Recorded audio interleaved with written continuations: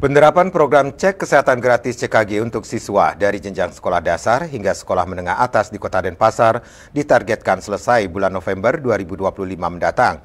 Di hari pertama program CKG 4 Agustus, 2 sekolah di Kota Denpasar telah selesai dilakukan cek kesehatan gratis, di mana ditemukan kasus peningkatan tekanan darah dan gula darah pada siswa.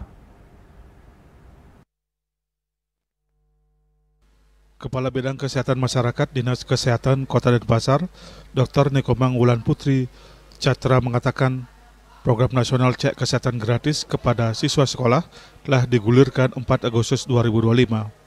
Untuk cek kesehatan gratis awal tersebut telah dilakukan 2 sekolah, yaitu Sekolah Dasar 17 Dohpuri dan Sekolah Menengah Pertama dan Sekolah Menengah Atas Bali Dharma School, melibatkan tenaga medis dari puskesmas turun ke sekolah bersangkutan.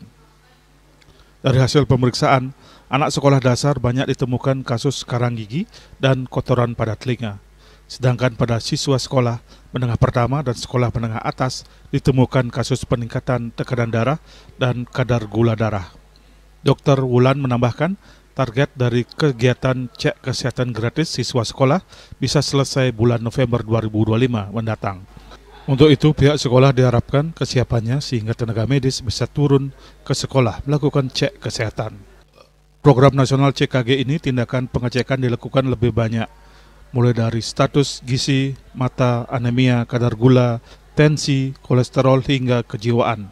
Pada jenjang siswa sekolah menengah atas, dari program CKG dapat diketahui tingkat kesehatan siswa untuk dilakukan pola penanggulangan, sehingga harapannya dapat melahirkan sumber daya manusia sehat jasmani dan rohani.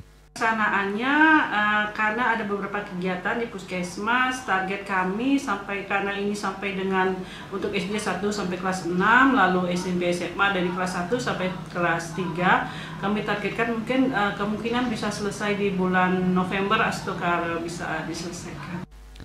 Program cek kesehatan gratis merupakan salah satu program strategis nasional selain program makan bergizi gratis siswa yang telah digulirkan sebelumnya oleh pemerintah pusat. Yana Bali TV.